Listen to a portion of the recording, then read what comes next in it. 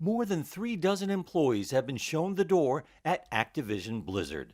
The Wall Street Journal reported Monday that the video game developer fired or pushed out the employees to address allegations of sexual harassment and other misconduct. It said another 40 employees have been disciplined. That's a big increase from the figures released back in October when the company disclosed it had fired more than 20 people following allegations of sexual harassment and discrimination, and that 20 more had faced other forms of disciplinary action. Best known for its Call of Duty franchise, Activision had planned to release the summary of these latest actions before the winter holidays. But the Journal, citing sources, said CEO Bobby Kotick held back that report, feeling it could make the company's workplace problems bigger than has been reported.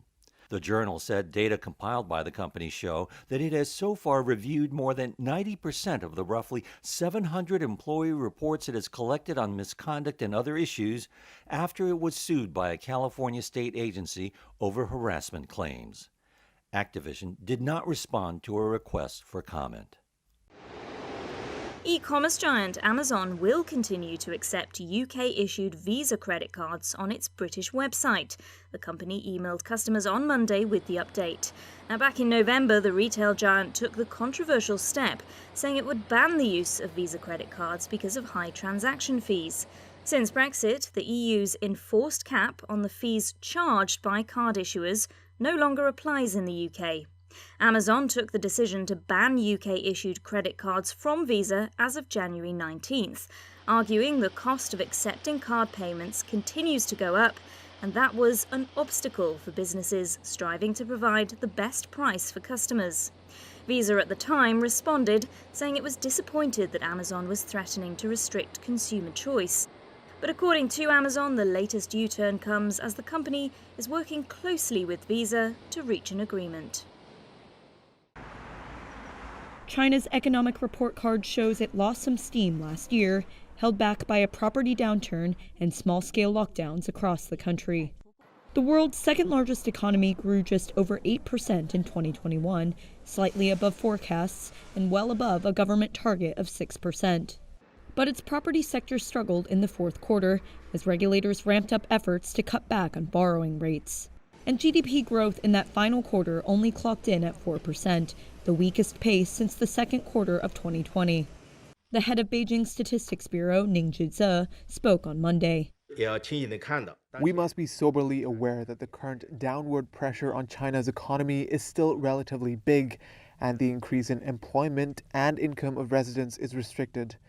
The income distribution gap between urban and rural areas, between regions and between different groups has narrowed last year, but the overall gap still exists. Exports last year were strong, a boom in shipments to battered overseas economies that helped China. But even that was tamped down by weaker consumption within the country. Meanwhile, China is struggling with several small-scale outbreaks, trying to stamp them out ahead of the busy Lunar New Year travel season and the Winter Olympics. The lockdowns could deal a blow to its factories and supply chains.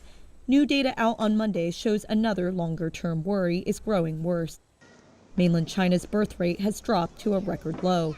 That's what led authorities last year to allow couples to have up to 3 children.